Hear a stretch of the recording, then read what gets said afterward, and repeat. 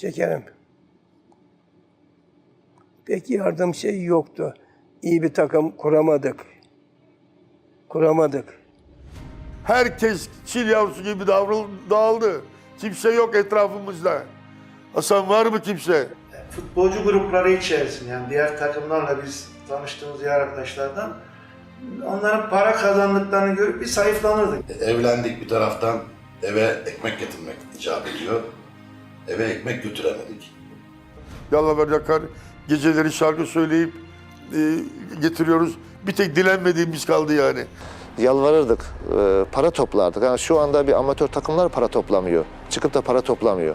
Biz gençler bir olarak çıkıp para topladık. Resmen tabiri caizse dilencilik yapardık.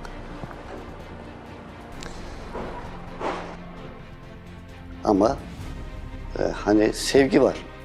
O zamanki yani şu an her şey para ama o an bambaşka bir şey, sevgi. Şimdi ben bunları anlatırken duygulanıyorum aslında. Çünkü bütün hayatınız boyunca sevdiğiniz bir kurumun sonu gibi geldi.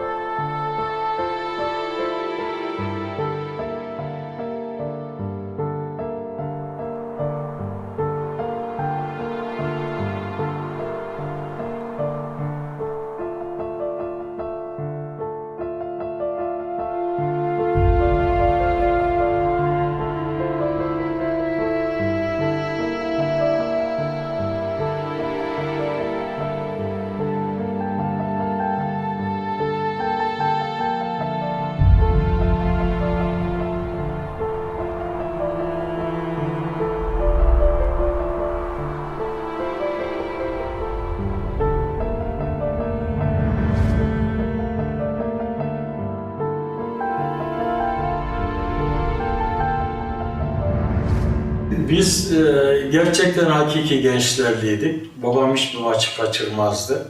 Onun yanında da maçlara gittiğimiz zamanlar olurdu. Mesela ben düştüğümüz bir maç hatırlarım.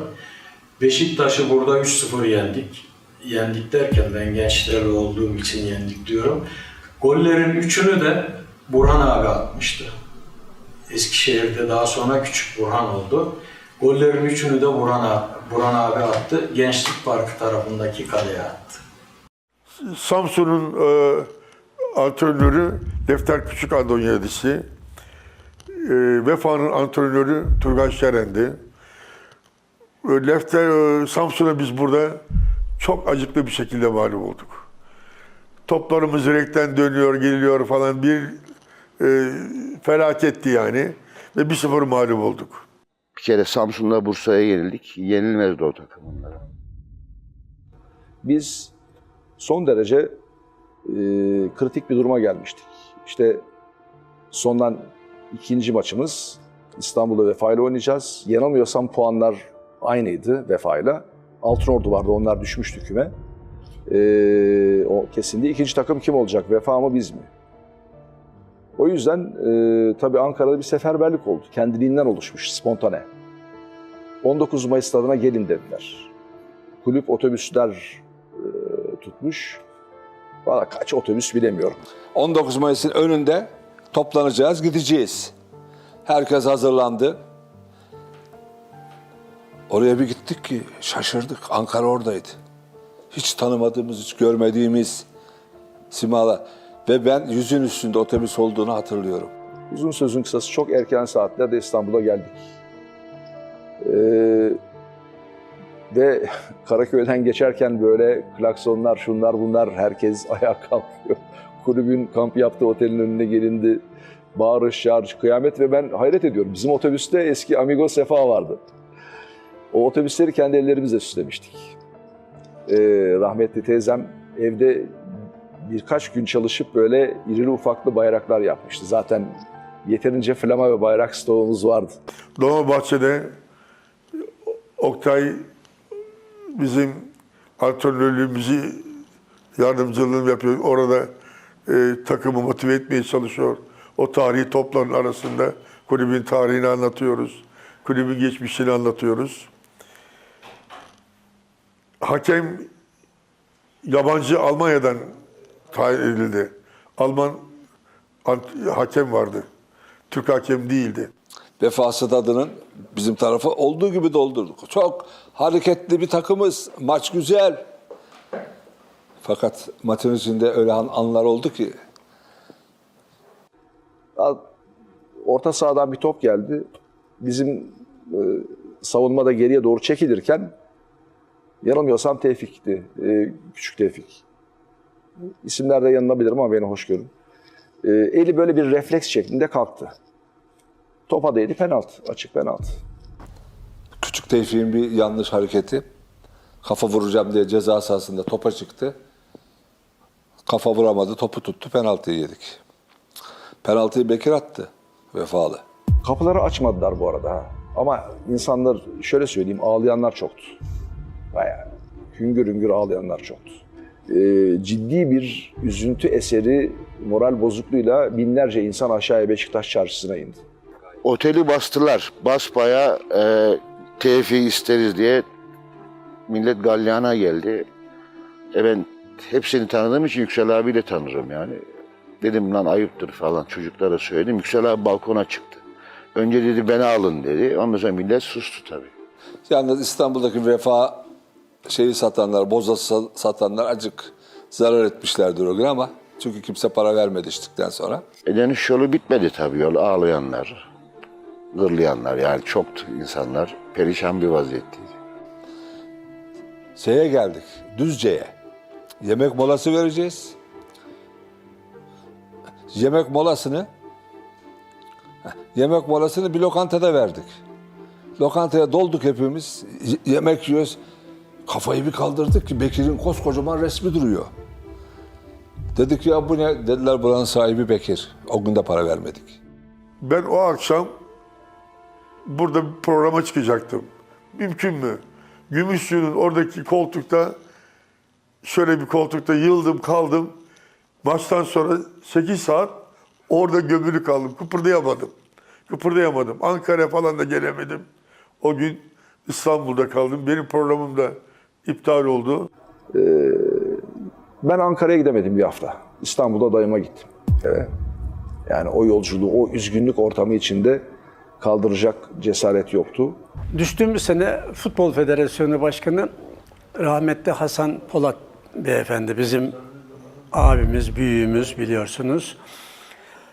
Tabii biz genciz, tahammül edemiyoruz, düşmeyi kabullenemiyoruz.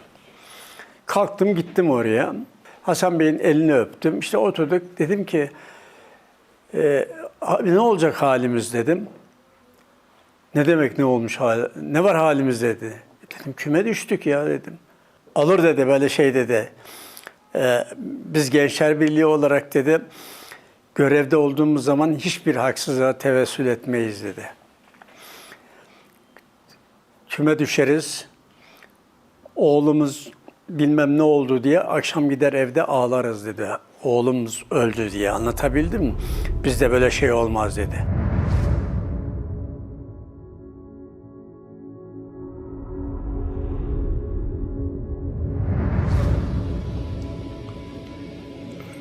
Demek ki bir yönetim zaafı vardı. Ondan oldu. Ne zaman ligler yayıldı, para dönmeye başladı. Türkiye'ye yayıldı ligler, o zaman büyük paralar dönmeye başladı. Zaten bize düştük o senelerde. İkincilik yıllarında ben de işte Ankara'da öğrenciliğim bir yandan devam ediyor. Ailecek de tekrar Ankara'ya döndük. İlk yıl bayağı bir ilk haftalarda oldukça mücadeleli geçti. İyi bir görüntü veriyorduk. Aslında takım da fena değildi. Yani bizim ikincilik kriterlerine göre elimizi kolumuzu sallayarak şampiyon olmamız beklenen bir kadroydu. Camia da kenetlendi. Hemen tekrar birinciye dönme çabaları vardı. Yönetim mesela Tuzcuoğlu, nakliyatı sahibi Mehmet Ali Tuzcuoğlu başkanımızdı. Maddi durumumuz da iyiydi. Diğer arkadaşlarıma nazaran ben aynı şeyleri söyleyemeyeceğim. O yıllarda biraz imkanlar fazlaydı. Yöneticimiz çoktu. İlgi alaka vardı. Ondan sonra kulüple tekrar işte geldik, yeniden yapılanmaya çalıştık. Tuzcuoğlu'nu falan başkan yaptık, ettik. İlk maçımız PTT ile. Bütün stat gençler diye tezahürat yapıyor, inanın. O maçı da 2-0 kazandık. İşte Ankara'da bir Adana Spor maçı oldu. Biz o maçı kaybettik. Ama stat fulldü mesela. Ben genel kaptan yaptılar. Bu işi bilirsin diye. Dedim ki bizim genç takımımız Türkiye şampiyonu olmuştu. O genç takımı olduğu gibi muhafaza edelim. Olduğu gibi muhafaza edelim. İşlerinde o düşen takımdan 3 veya 4 tane abi basıpla oyunu daha az oynasın ama abilik yapsın o çocuklar. Çünkü çok şahane bir takımdı o. Kaleci Eserler filan, Asımlar. Şahane bir takım.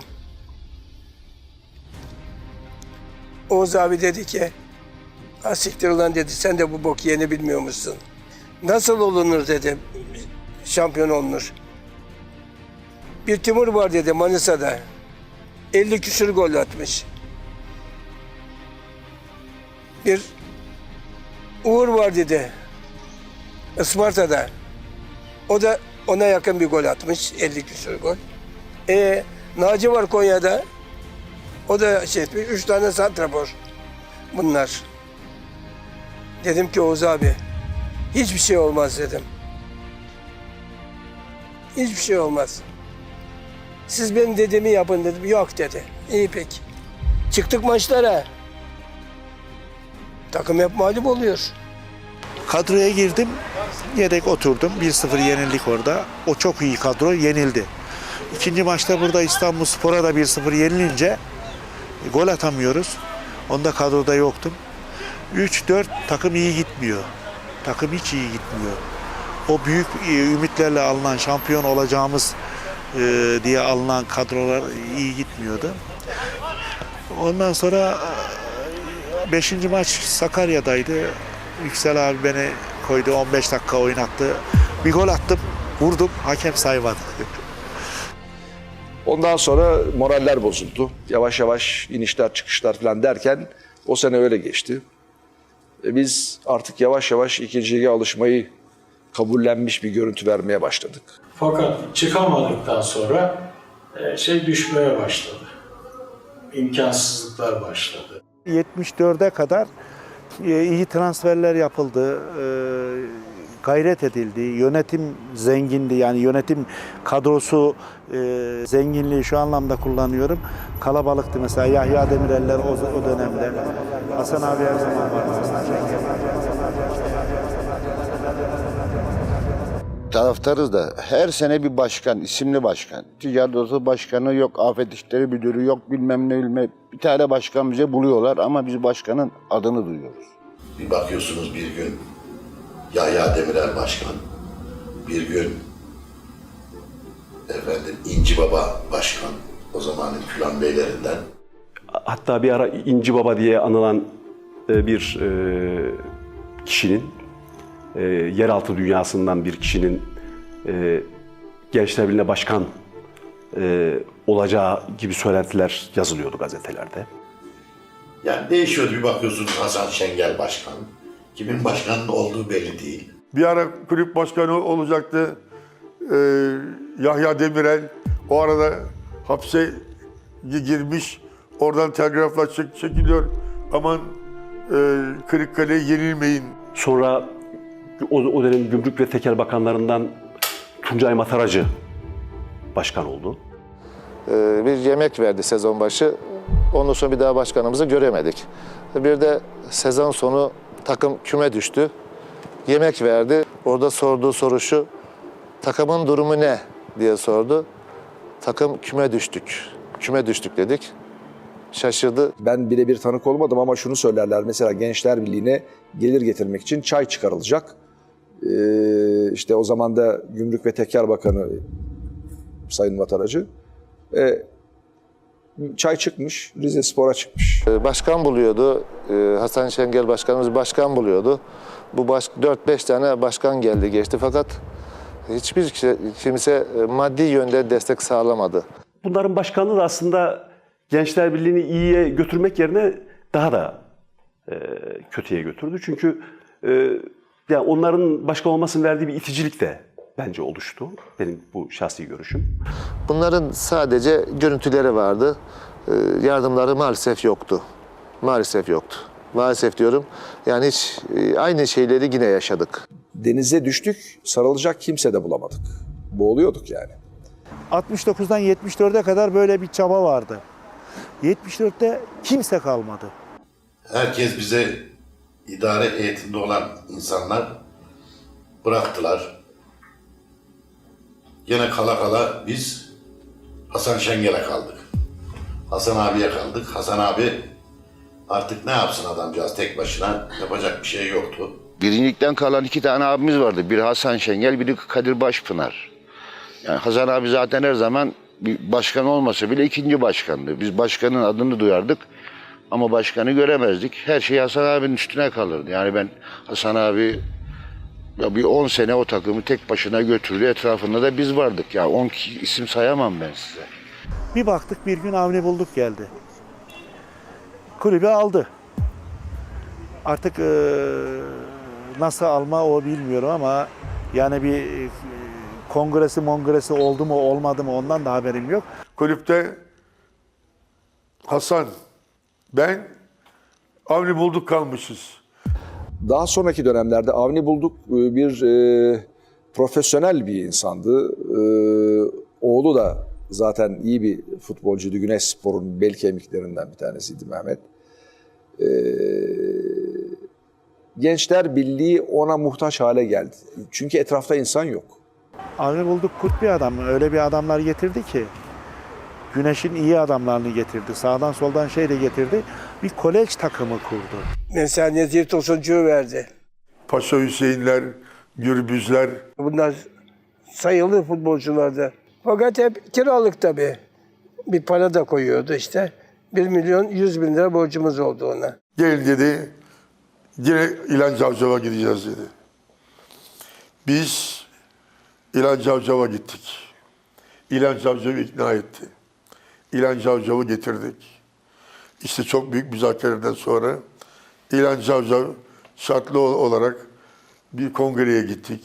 Tabii para da geldi. İlhan Başkan gelince para da geldi. Fakat başkanım tabii federasyondan çok istek oldu. Futbol Federasyonu'ndan.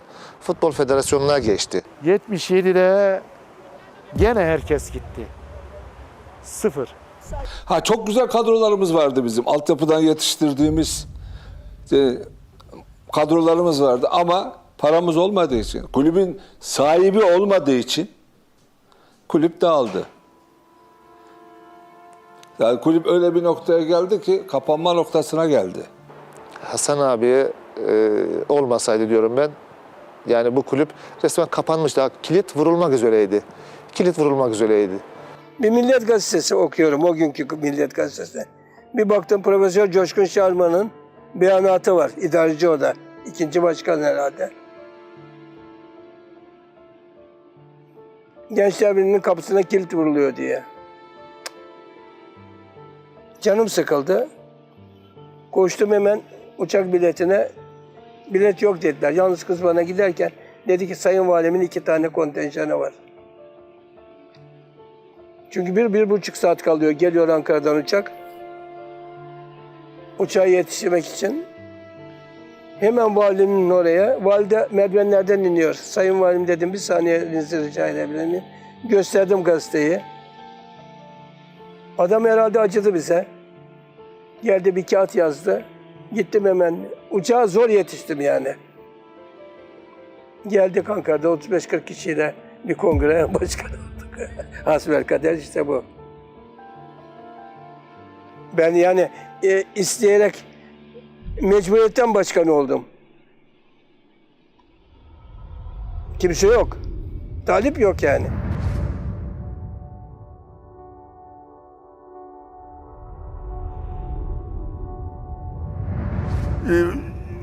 Gidip resmen sağdan soldan para alıyorduk.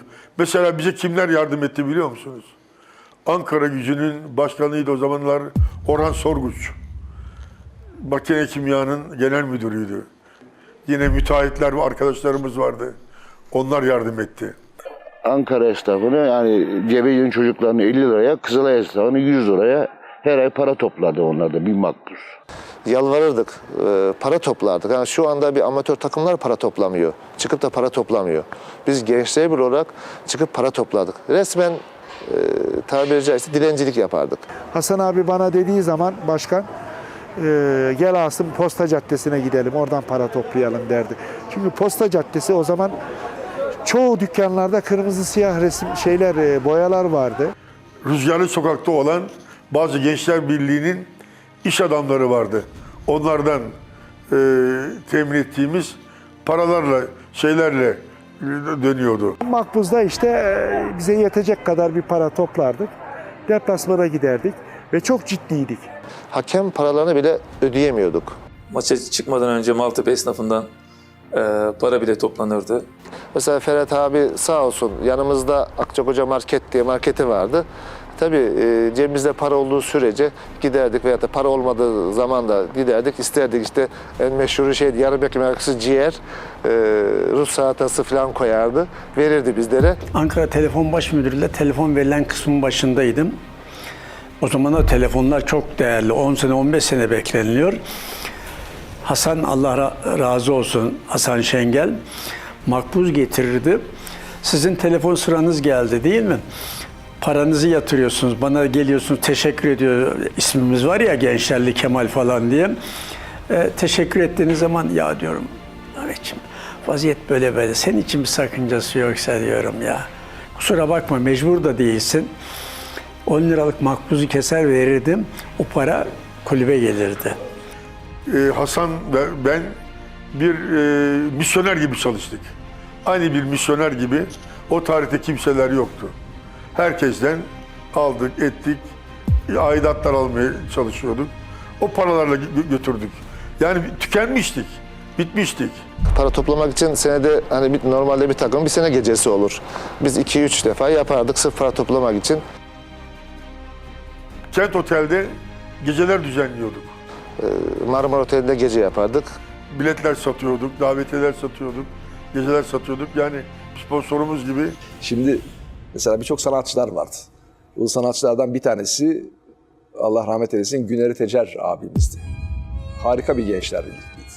Hacı Bayram'da doğmuş büyümüş. Tam anlamıyla bir Gençler Birliği'nin bir beyefendi. Bir kere o gelirdi.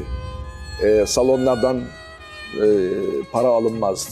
Yani kulübe bu destekler olurdu. Davetiyeler de elden ele satılırdı. Çok genç yaşlardayken biz nasıl da beni severdi. Dünya bile yıkılsa vazgeçmem senden derdi dandan. Nedir bu ses dandan, imdat nefes dandan. Her şey bitti dandan, hem vurdu hem... O bir sene hiç unutamıyorum. İbrahim Tatlıses geldi, yarım saat programı yaptı gitti. Neyse işte para falan toplandı biz biliyoruz. 60 lira para toplanmış. Bir hesap çıktı 80 lira, 20 lira boşluk aldık otele. Yıllar geçti aradan, yardım etti yaradan. Bu sahalarda, şu gördüğünüz sahalarda 3 tane saha vardı burada. 1 nolu saha, havuzun olduğu yer 2 nolu saha, bura 3 nolu sahaydı. Bizim yerimiz burasıydı, yuvamız burasıydı.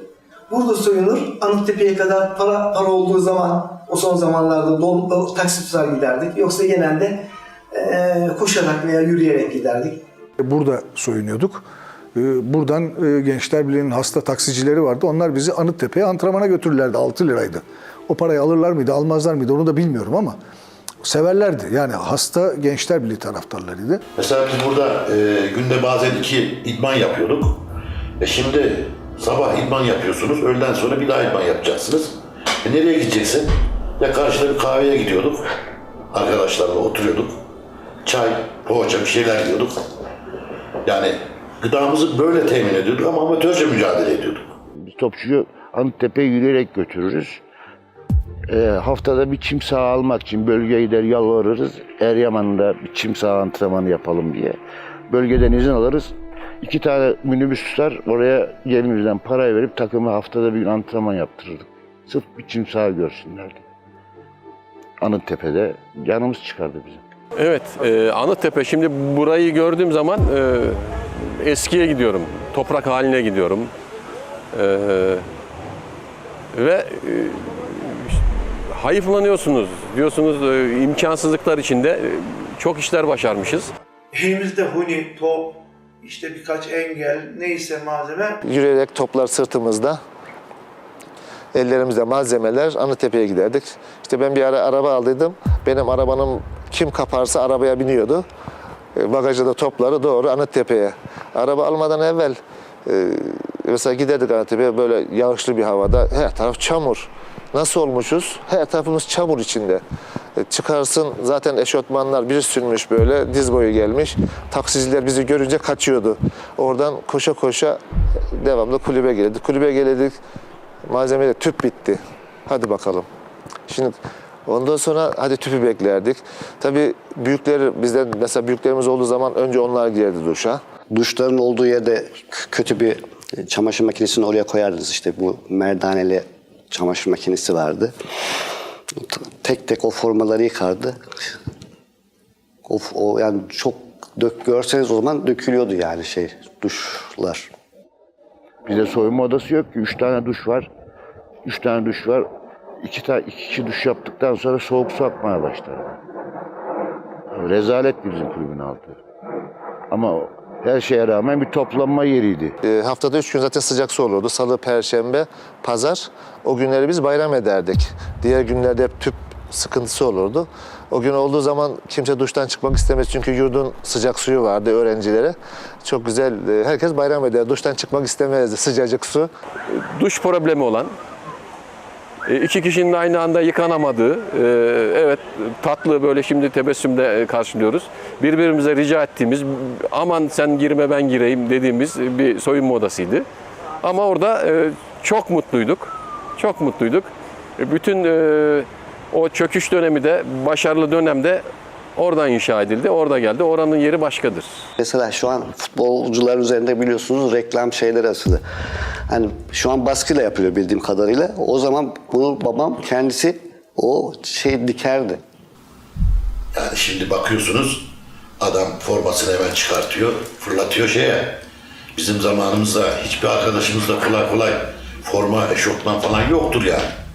Herkese eşofman, forma sayılı verildi, sayılı alınırdı. O zamanlar imkanlar yok ki yani bir sürü formanız olsun. Tek formayla çıkıyorlar, tek formayla maçı bitiriyorlar. Yani yaz kış aynı. Bir kış günü Kocaeli ile maçımız var. Saat 3'te telefon çaldı. Bizim Hüseyin abi. Rıfat işin var mı? Yok Hüseyin abi dedim. Ne var bir gel. Çıktık Hüseyin abinin yanına gittik. Kocaeli'de lider. Sen dedi köşeli çivi al gel. Bu akşam dedi hava dona çekecek. Bizim de hiçbir iddiamız yok. Aldım geldim. Hüseyin abi başladı yapmaya. Tabii o zaman köşeli ayakkabılar var. Böyle vidalı mudalı ayakkabı yok. Bizim takım çıktı kayan düşen yok. Kocaeli çıktı buz pateni yapıyor. Lider takımı 7-0. Biz Kocaeli hayatta 7-0 yenemedik. Başka takıma da 7-0 yemedik biz. Bir Hüseyin abinin yaptığı. O dönemlerde Diakos ayakkabı, Adidas falan giyme şansımız yoktu. Gençlerle nerede Adidas giyeceksin, Puma giyeceksin. O zaman İstanbul'da Diakos ayakkabılar meşhurdu. O Diakos ayakkabılardan alırdık. Onları maçlarda öz çekicimiz her zaman yanımızda hazır olurdu malzemecinin. Toptan alışveriş yaptığım yere eşofmanlar gelmiş. Siyah kırmızı 5 eşortman. Ya dedim şundan 20 tane ayır ne olacak? Takımın iyi kötü bir şeyleri var. Bir gün amatör takım eşortman verdim. Çocuklar eşortman öptüler ya. İlk defa eşortman giyiyoruz dediler ya. Hoca dedi ki gelin dedi bir ter antrenmanı yapalım. Bir çıktık sahaya. İnanır mısınız? Yani ben şu anda bile çok üzülüyorum o günleri hatırladıkça. Şortumuz normal kırmızı siyah rengimiz herkesin tek tip olması gerekirken bir çıktık işte şort beyaz, birinin şortu kırmızı, birinin tozlu beyaz. Yani formalar değişik değişik. Kimininki çubuklu forma, kimininki düz forma, kimininki beyaz forma. Yani mahalle takımı gibi çıktık oraya. Sen bana bir şey yapmıştın biliyor musun? Ne yaptım Asım dedim. Bir gün dedi Gaziantep maçında dedi 5 kişiyi çalımladım dedi. 4 kişiyi, 5 kişiyi çalımladım. Kaleci Yaşar'la karşı karşıyayım. Kaleci Yaşar lap diye düştü yere. Öyle bir şey de penaltı noktası üstünde. Köşeye plaseledim. Sen top sek, topuğuma çarp, dışarı git. O zaman Asım ben topçuya kızmam. Yani demişim ki ya nasıl buldun oğlum o kadar çalımdan sonra? Dedi la Zapola o golü nasıl kaçırdın la dedi bana. Dedim Rıfat abi ayakkabım kötü dedim. Hakikaten ayakkabısı kötüydü çocukların. Gel bir ayakkabı alalım dedim. Gittik ona bir kırmızı siyah ayakkabı almışım. Ben diyor abi diyor ayakkabıyla diyor gol kralı oldum diyor. Ayakkabıyı halen saklarım diyor yani. Maça otobüste gidiyorsunuz. Soyunma odalarında tek tek formalar asıldı. Ama bunu herkes beraber yapıyor.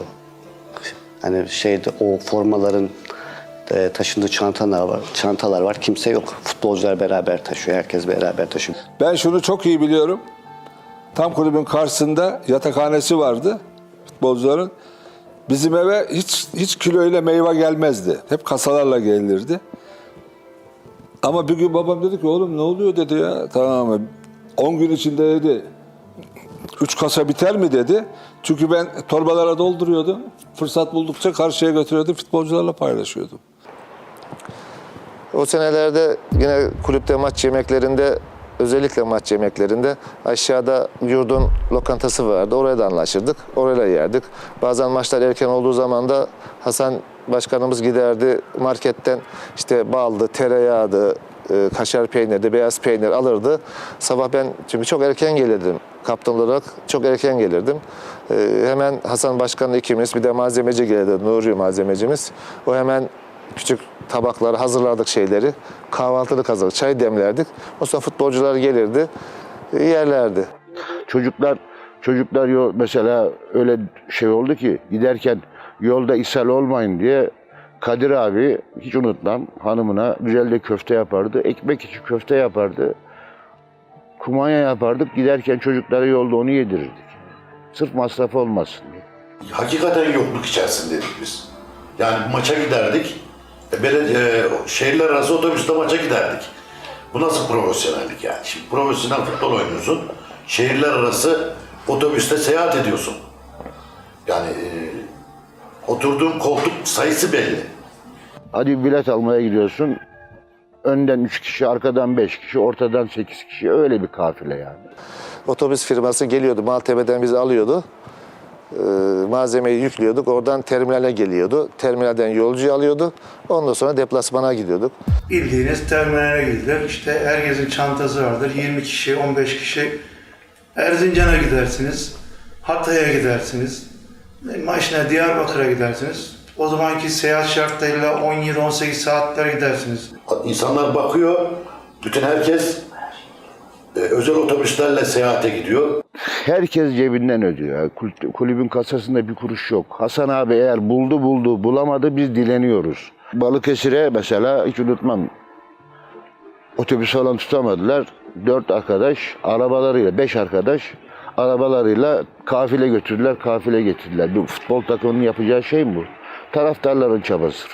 Otosanayideki çocuklar, Zekiler, Emrullah Elmazlar bunlar takımı 5 arabayla malzeme de dahil götürüp geldiler futbol takımına. Yani bu takım böyle yerlerden geldi bugünlere. Deplasmanda mesela gittiğimiz zaman orada dönüşümüz maç 4'te bitiyor. Otobüs 8'de. 4 ile 8 arası o şehirde dolaşıyorduk. Her tarafı geziyorduk. Parklarda oturuyorduk.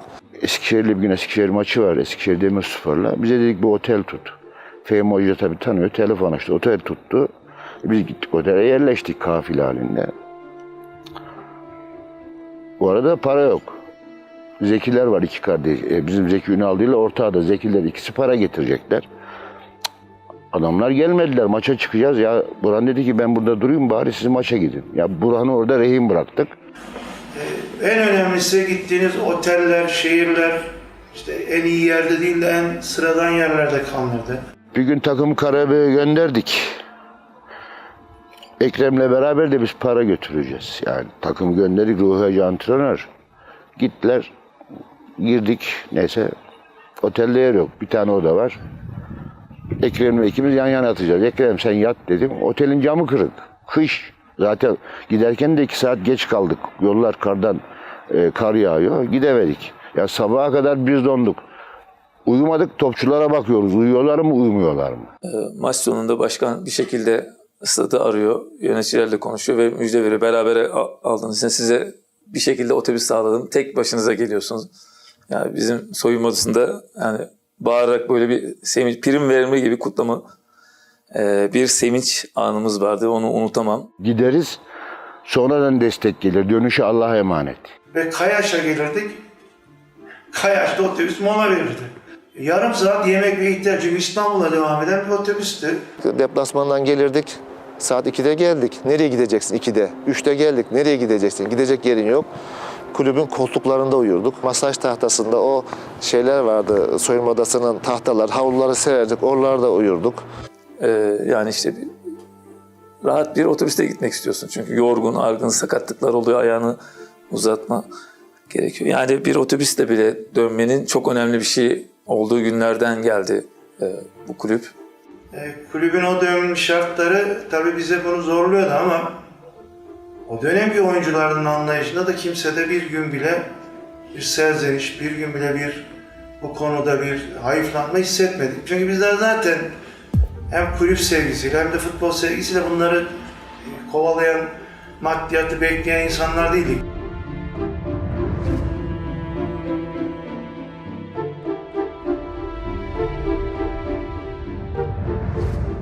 Sonra takımda hedefsizlik başladı. Takımda parasızlık zaten ön safhadaydı. Sahipsizlik kötü bir şey. Esasında o dönemde isim, marka, bilinirlik var ama sahipsizlik. Şimdi orada bir gençler birliği var. Ankara'nın da eskiden veya o dönem işte iş adamı bazında olsun, spor camiasının önünde gelenler olsun var ama kimse gelmiyor. Birincilikten kalan Hasan Şengel idareci, Kadir Başpınar büyük abilerimiz. Sonra ben Zeki Ünal'dı, Ekrem Üstündağ, Emrullah Er Yılmaz. Yani sanayi Post Caddesi'nin esnafları. Yani burada 5-6 tane esnafımız kaldı. Ulus'ta 5-6 esnafımız kaldı. Maça gelen giden abilerimiz, büyüklerimiz. Tabii sonraki yıllarda artık kulübün kapanmasına, yok olmasına gidiliyor. O yıllarda çeşitli yazarlar çok üzüntülü ve acı yazılar yazmışlardır. Hatta bir tanesi Güle Güle Tarih diye de Gençler Birliği'ne veda etmiştir yani. Bunların yapısını hep beraber gördük. O zamanlar insanlar artık kahrolmamak için maçlara gidemiyorlardı yani öyle söyleyeyim size. Ankara'ya gelen rakip takımlara biz bir baskı uygulayamıyorduk. Cebeci Stadı'nda oynadık çoğu maçlarımız o dönem. Stadın ambiyansı belli, seyirciniz zaten yok. Ben Cebeci'nin çocuklarına para verirdim, yanına da bir kişini getirdi diye sırf arkamızdaki tribünü doldursun. Cebeci Stadı'nda kulübelerinin arkası boştur. Hiç olmazsa küfür yemeyelim diye Cebeci'nin çocuklarına para verirdim. Cebimden maça gelin derdim. En az bir 50-100 kişi gelin ki deplasman takımı arkamızdan küfür etmesin. Yani o çocuklar da öyle taraftar yaptı. Sonra kartlı olanlar vardı. Amatör sporcuların kartı olurdu. Hep bir arada durun derdim. Yani arkamızdan taş gelir. Çünkü bir Çorum geliyor, 1000 kişi geliyor. Bir Konya geliyor, 1000 kişi geliyor. Yani 2000 kişi geliyor. Hele iddialıysa maç arkamızı dolduruyorlardı. Yani biz kendi sahamızda deplasmanda oynuyor gibiydik. Biz hiçbir maçtan hatırlamıyorum ki hakem masrafını, saha masrafını ziyansız kurtaralım. Devamlı borçluyuk biz içeriye. Hakem masrafı, saha masrafı çıkmıyordu. Yani seyirci o kadar az. Biletli seyirci 300-500 fazla yok yani. Seyirci potansiyelimiz sınırlıydı. Yani kaliteli ama hakikaten çok üst düzey, çok kaliteli insanların temsil ettiği bir gruptuk seyirci bazında ama stada yansımıyordu. O dönemde Ankara'da Ankaragücü, Şekerspor, PTT hakikaten hem arkalarında kurumsal yapıları hem taraftar kitleleri bazı takımların sahalarıyla, tesisleriyle bizden daha ilerideydi. Maddi açıdan da kulüp yatırım yapacak bir olanağı yoktu. Şahıslara bağlıydı. Tribünler tabii bir boşalıyor bir doluyor. Önemli maçlar oluyor bir bakıyorsunuz statta fena bir kalabalık yok. Ama bazı anlar geliyor ki işte 300-500 kişinin önünde oynuyoruz. İnsanlar Gençler Birliği'ni iyi görmek istiyorlar. Çünkü gerçekten seviyorlar. Zaten hep altta o girdapta dönüyoruz. O girdapta döndükçe de insanlar illere her maç mesafen atılar, her maç korkarak oynar. 40-50 tane yönetim deplasmana gittim. Ya, hoca ben futbolcular yani ama sonradan gelen oluyor, arabaya binip gelen oluyor, oradaki gençlerler oluyor. Yani böyle bir takımlık biz. Yani, yok sahipsizlik, kimsemiz yok yani. Toplama parayla. Yani bizim futbolcularımız kahramandı ilk başta, onu söyleyeyim ben. Kahraman, amatör ruhlu. Ben topçuların böyle para aldığını hatırlamıyorum. Hasan abim nasıl veriyordu, nasıl yapıyordu ona da aklım ermiyordu. Bizim cebimizden 3-5 harçlık veriyorduk. Dükkanımızdan çocukların nişanlı olanların nişanlarına, işte, ev ihtiyaçları. Yanındaki bakkal Cemalettin vardı. Oradan alışveriş yapılan para ödeme. Amatör topçuları kebap, Kukla Mehmet vardı. Beslemeye almıştı. Benim aşağıda köfteci vardı. 5-6 tane topçu, amatör topçu, A takımına girebilecek çocuklarım. Her öğlen gelin yemeğinizi bulayım. Ya böyle gidiyordu bu takım. Böyle götürdük yani. Maddi olanaklarında da takım da güç kaybediyor. Yani oyuncu kalitemiz hakikaten düşmüştü. Çünkü birkaç işte cefakar, fedakar oyuncuların dışında futbol piyasası o zamanlar yavaş yavaş Ankara'da futbol o dönem canlı bir dönemdi. Gençler Birliği bunların işte en sönük kalan, en maddi olanakları kötü olan gruptu. Oyuncu olarak artık Ankara'dan bile değil, dışarılardan işte hatırladığım kadarıyla çeşitli kulüplerden orada bile oynayamayan birçok oyuncu gelmiş. Yani takım kalitemiz çok düşmüş. Taşıma suyla değirmen dönmüyordu artık. Profesyonellik denen bir olay vardı. Biz profesyonelliğe çok direndik. Kulüp olarak da yani tarihimiz boyunca da direndik. Çünkü Gençler Birliği demek forma aşkı, renk aşkı, şehir sevgisi demektir. Ve amatörlüktür. Para ne demek? Para kötü. Para insanı bozar. Yani mantık da buydu. Bütün dünyada profesyonellik cephe kazanırken siz bunun gerisinde kalamazdınız. Ama Gençler Birliği kulüp hüviyeti itibariyle buna çok direnirdi. Ben yani paranın ayıplandığını hatırlarım küçük yaşlarımda. Yani para isteyen futbolcuyu neredeyse ayıplarlardı. Futbolcu para istemezdi ki. Yani para hakikaten ikinci plandaydı. Mesela benim futbolu bırakmamda eğer ben evlenmemiş olsaydım futbolu bırakmazdım. Çünkü bir forma aşkı vardı. Ne bileyim ben. Yani biz profesyoneldik ama gerçek profesyonel değildik. Biz amatördük. Amatörce mücadele ediyorduk. Cebimize 3 kuruş 5 kuruş girdiği zaman biz mutlu oluyorduk. Türkiye'de bana göre en cefakar sporcu kadrosu bizdeydi. 3. ligdeydi. 79 yılıydı. 78-79 yılında Gençler Birliği'ne geldim. Hemen de oynamaya başladım. Yani lige de hızlı girdik. Çok zor günlerdi maddi anlamda. Ama bunun karşılığında da müthiş sevgi dolu bir kulüptü. Arkadaşlık, camia, yönetici sevgisi. Yani paranın olmadığını görüyor futbolcu, biliyor. Bunu hiç dert etmiyor. Benim inancım o çocuklar bize acıdıkları için, parasız, pulsuz bizi sevdikleri için ellerinde ne varsa yemeden içmeden çıkıp oynuyorlardı. Öyle bir takımdı. O havayla gittik yani kulüp sevgisiyle. Yani futbol aşkı, futbol zevki, işte Gençler Birliği aşkı. Başkası olsa mesela maçı yarım bırakır çıkar. Mesela ben sakatlandığım maçlarda da hiçbir zaman çıkmadım. Sakat oynadığım maçlar vardı. Ama hiçbir eksiklik hissetmedim. Bu işte bir zevk, sevgi, Gençler Birliği sevgisi. Bir kaptan olarak mesela kesinlikle ben takımımı yarım bırakıp hiçbir zaman çıkmadım. Sonuna kadar devam ettim. Bana güvenilenleri mahcup etmedim. Cemalettin bir gün Hasan abi 400 bin lira veriyor. İyi hatırlıyorum onu. Tabi bu arada da paraya sıkışıyor adamcağız. Ziya var şeyde. Meta vardı, Meta. Meta iyi takımdı. Bek, çok iyi bek. Onu alacağız. Para yok. Ya çocuk olduğu gibi parayı geri getirip veriyor. Diğer çocukların transfer işlerini hallediyor. Yani böyle bir takımdı. Baktım Cemalettin kayboldu. Biraz sonra, yani bir 15 dakika, 20 dakika sonra kese kağıdına, gazete kağıdına sarmış. Getirdi. Bu ne Cemalettin dedim. İşte transfer paralarını. Aldık, onlarla transfer yaptık. Cemalettin Gençler Birliği'nden bir kere para aldı.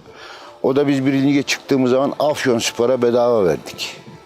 Biz Afyonspor'a iyi zamanda bedava verdik. Sırf bir kere para o zaman kazandı. Ben Cemalettin'in başka para aldığını bilmiyorum. Altyapıdan yetişme 10 senede A takımda oynadı ve şampiyon kadroda var bu çocuk. Biz şampiyon olduktan sonra para kazansın diye sırf Afyon'a transferi oldu onun. Cemalettin adam gibi bir adam. Hiçbir gün bizi üzmedi. Hala da üzmüyor. İyi sporcuydu. İyi bir gençlerdi. Babadan da yadigar. Tabii bunun yanında Cemalettin'de çok büyük rolü var. Cemalettin başka takımdan transferini aldı, o parayı getirdi. Bizim kulübümüze verdi. Bir gazeteci Rafet abimiz vardı. O işte esnaftan, şimdi sevgili Rafael Demircan elinde avucunda ne varsa verirdi. Onları hatırlarım tabii hep. Bunlar gerçek Gençler Birliklerdi yani, hiç tartışmasız. Hasan Şengel bulup buluşturmaya çalışır.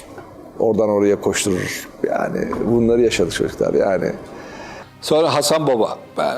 Yani ne olursa olsun onun yeri, yani heykeli dikilecek adam varsa da bana Hasan Şen geldi. Her zaman da söylerim. O geldikten sonra allem etti, kallem etti. Ondan aldı, buna verdi, bundan aldı, ona verdi. Hasan abi olmasaydı diyorum ben, yani bu kulüp resmen kapanmıştı. Kilit vurulmak üzereydi. Onun sayesinde işte o ailesiyle de kötü oldu. Çok kötü oldu ailesiyle de. Hatta o senelerde bir çek olayı da oldu. Bu çek olayı 10 bin liralık bir çek vermiş Sinoplu bir iş adamına. Bunu da bakıyorum da bazı şeylerde yanlış aksettiriliyor. 10 bin liralık çek karşılığında ödemediği için Hasan abiyi içeri atmışlar. Bize bir haber geldi. Dediler ki böyle çek ödemediğinden başkan içeride. Orada gerçek bir kahraman heykeli dikilecek adam Başkan Hasan Şengel. Allah uzun ömürler versin Hasan abiye. Varını yoğunu Gençler Birliği'ne verdi. Buranın temelini bana göre Hasan Şengel atmıştır. Hasan Şengel'in ayrı bir paragraf açmak lazım. Tabii ki çok hatıralarımız var. Maddi anlamda bize çok büyük işte beklentilerimizi karşılayamadı ama eğer bir anıt dikilecekse Hasan Şengel'in de dikilmesi gerekir. Çünkü bütün yokluklar içinde, bütün zorluklar içinde, belki bütün o olanaklar içinde Gençler Birliği adının silinmesini önleyen insanların başında geliyor. Sonra Hasan abinin büyük fedakarlıkları sonucunda kulübün emin birisinin ellerine verilmesi gündeme geldi. Orada tabii ben tanımıyorum. O zaman iş hayatıyla yakından uzaktan da ilgimiz yok. Said İlhan Cavcav bulundu.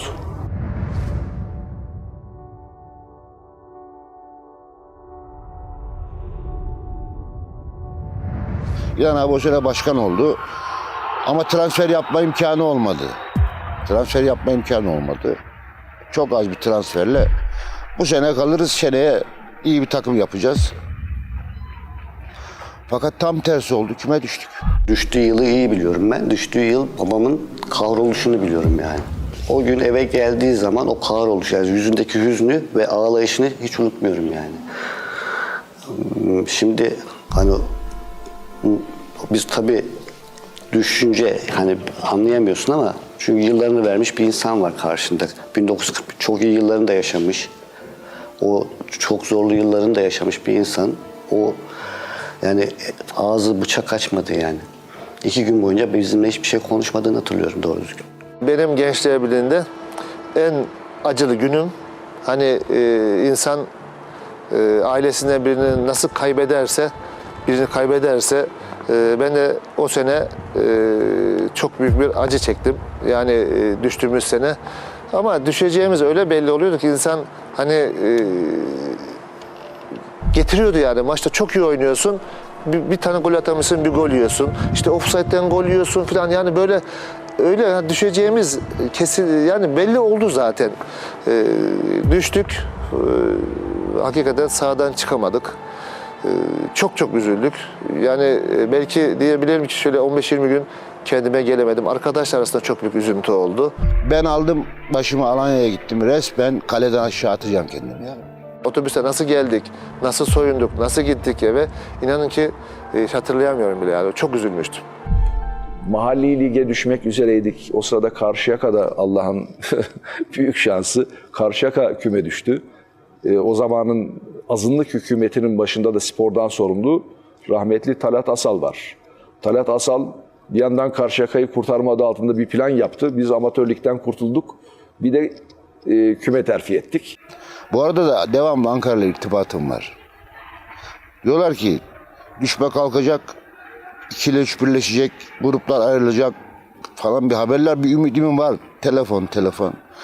Bir gün dediler çık gel. Ne oldu? Düşme kaldırılıyor, 2 ile 3 birleşiyor. Aman Allah. 3. ligi kaldırdılar, düşmeyi durdurdular. 2. ligi genişlettiler, 4 grup yaptılar. Hadi bakalım Gençler Birliği amatör lige düştüğü tarihte 2. lige çıktı.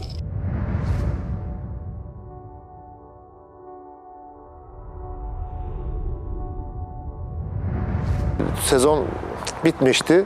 Sezon bittikten sonra benim şöyle bir anım var. Ben İlhan Başkanım dedi ki Okan Özen'i Hacettepe'den aldık, kaçırdık. Daha doğrusu Hacettepe'den kaçırdık. Evet, herkesten kaçırdık. Kaleci Okan'ı. Doğru Sayın İlhan Cavcav'ın Sapanca'da çiftliği vardı. Oraya kaçırdık. Ben de onun bekçisi oldum. Bu haber çıktı işte 2. 3. birleştirilecek diye. Hiç unutmam, orada Okan'la beraber oturuyoruz. Birleştirildi haber çıkınca hemen bir viski açtık orada. Oradaki insanlarla, herkes gençler insanlar da var orada. Hep beraber oturduk. Orada bir mutluluk, bir sevinç. Tabii Ankara'ya döndük. Ankara'da çok büyük arkadaşlarla çok büyük bir mutluluk yaşadık. Ligler birleşmesiyle Gençler Birliği'nin makus tarihi döndü. Yani çünkü eğer Allah korusun o kararlar alınmasaydı oraya gidenlerin dönmediği bir girdap orası. Gençler Birliği 2. ligde. Bir telefon, peki geliyorum dedim. Maltepe'deki kulübe geldim. Teoman Hoca geldi, enseme güzel babacan bir tokat attı. Kerata dedi, düştük diye mi gelmiyorsun dedi. Hocam dedim, bana da hak verin lütfen dedim. Doğru dedi, haklısın oğlum dedi. Ama dedi, her şeye yeniden başlayacağız. O arada İlhan Bey'e telefon ettiler. İlhan Bey geldi, odaya aldılar, kapı kapandı ve Gençler Birliği'ne imza attım. Bir transfer çalışmaları, Ankara'daki bütün transfer çalışmalarını Ekrem Üstündağ'la ben yaptım. Ve benle birlikte bir sürü arkadaşım bir yerlerden geri geldi. Yani iyi transferler olarak bakılan Nevzat Adana Demirspor'dan geldi, Suat Adana Spor'dan, Zafer abi var, Zafer Dilber Antep'ten, Erdoğan Ankara Gücü'nden, Isparta'da oynuyordu, Bahçekoz. Okan Hacettepe'den, kaleci Okan Hacettepe'den. Bütün Ankara'nın iyi topçularını aldık. Teoman Hoca o zaman büyük antrenördü. Gene iyi insan, çok sevdiğim insan. Teoman Hoca antrenör oldu. Çok iyi bir kadro kurduk. Takım iyi. Bakın fırtına gibi başladı. Bir takım aksiliklere rağmen 3. olduk. Belli ki bu takım şampiyon olacak. Bir sene sonra Kadir Hoca oldu ve Kadir Hoca'nın ilk lafı bana şampiyon olmuş adamlar bulun dedi. Biz de o zaman işte şampiyon olmuş adam Beşiktaşlı ve Reşit, Vehbi Diyarbakırlı, Sarı Metin Eskişehirli, işte gene Eskişehirliler, onları transfer ediyor. Namağlup gidiyoruz. Namağlup içeride yeniyoruz, dışarıda yeniyoruz. En bizden 1 puan alabiliyorlar. çok istim üzerindeyiz yani. Müthiş oynuyoruz. Zaten maçı çevirecek çok arkadaş vardı. Forvet hattında olsun, orta sahada olsun çok kaliteli oyuncular vardı. 5 puan gibi fark atmıştık 3 haftalık farkta. 3 haftada işte 1 puana düştü. Bir stres başladı. Geriye kalan 4 hafta falan vardı. Çok zor bir dönem geçti, stresli. Devamlı Kızılcahamam'dan kampa girdik. Kadri Hoca bizi Kızılcahamam Çam Otel'de kampa aldı. Ev yüzü görmüyoruz. Pazartesi günü geliyoruz. 1 saat izin veriyor. Eve gidiyoruz. Çoluk çocuk para veriyorsun. İhtiyaçları karşılıyorsun. 38. sokaktaki kamp yerimize gidiyoruz. Oradan otobüsle Çam Otel'e gidiyoruz. Maç sabahı geliyoruz. Maçı oynuyoruz. Yani çok rahat şampiyonu göğüsleyeceğimiz düşünülürken artık şampiyonluğun ortakları vardı. Eskişehirspor yaklaşmıştı. Kayserispor yaklaşmıştı. Son maç artık garantiliymiş gibiydik yani. Artık Kütahyaspor'la oynuyorduk burada. Bizden sonra da Ankaragücü maçı vardı. Ben 19 Mayıs stadının o kadar dolu olduğunu çok az görmüşümdür. Yani 53 yaşındayım, 54 yaşındayım. Çok az görmüşümdür.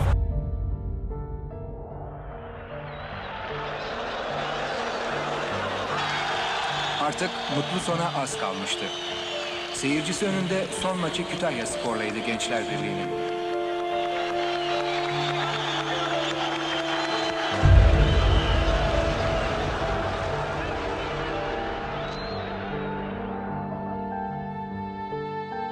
...19 Mayıs'a geldiğimizde... ...yani araba zor ilerliyordu. Otobüs zor ilerliyordu diyeyim. Tıklım tıklım... 19 Mayıs'ta olmuştu. Böyle bir seyirci olmaz. Ben ilk defa bir tellerin dibine kadar oturan insanları gördüm ve o kadar da dışarıda insan gördüm. Bunu ben değil, dışarıda kalan arkadaşlarım da söylediler. Yani mükemmel bir seyircimiz vardı. Hınca hınç dolu bir stat. Şampiyonluk maçına çıkıyoruz. Yine çok iyi oynadık. 4-1 ile Kütahya'ya geçip şampiyonluk turunu 19 Mayıs'ta atmıştık. Turu Ankara'ya saklamıştık yani.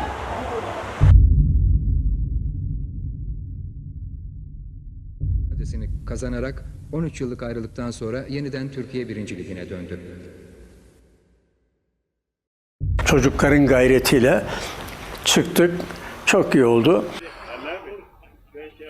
Şampiyon olduk.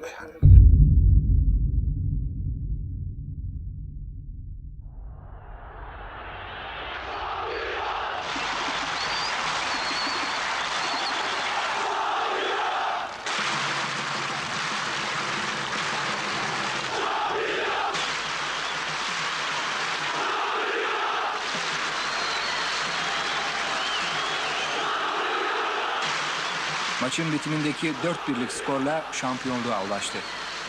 Ve 60 yıllık mazisi olan Ankara'nın kırmızı siyahlı takımı 13 yıllık aradan sonra futbolcusuyla, yöneticisiyle, seyircisiyle 1. Ligi kucaklıyordu.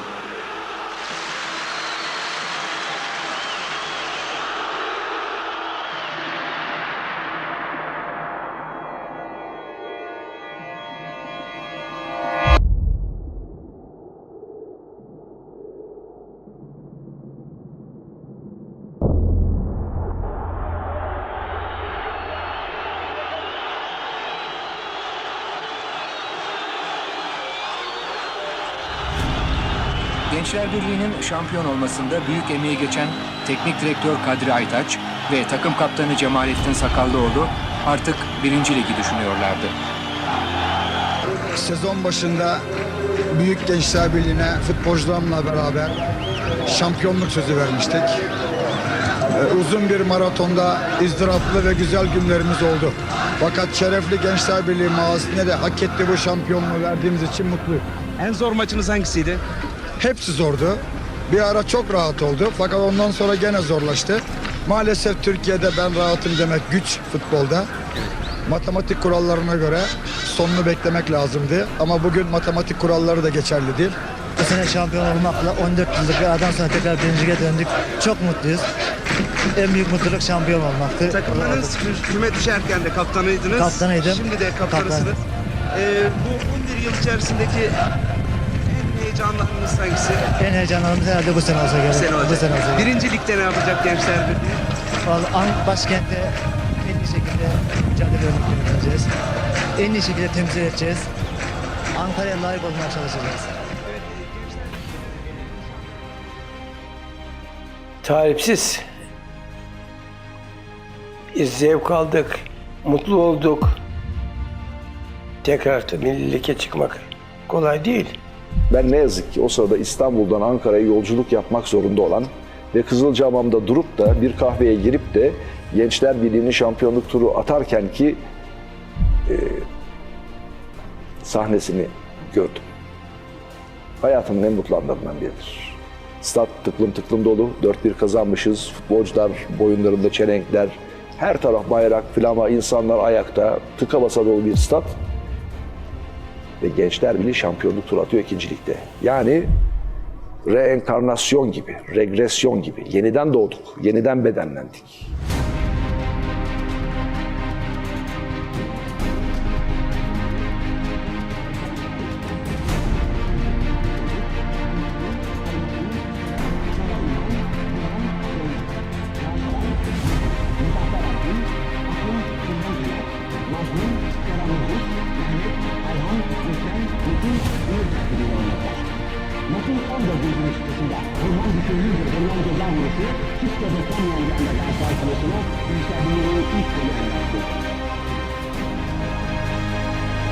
İkinci yarıda Galatasaray hücumlarını daha da arttı.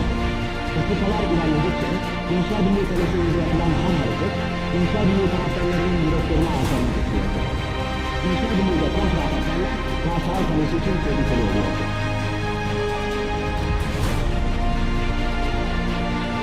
Dakikada bir Galatasaray okulundan Gençler Birliği'nin hayatını çıkardığı kötü ceza sahası içinde yakalayan Metin kafayla takımının beraberlik konunu aldı.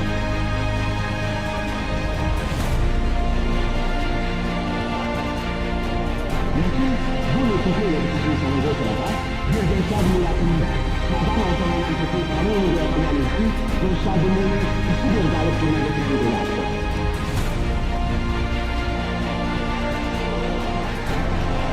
Galatasaray'ın bundan sonraki çabaları bir netice vermedi ve maçta 2-1 Gençler Birliği'nin galibiyetiyle sona erdi.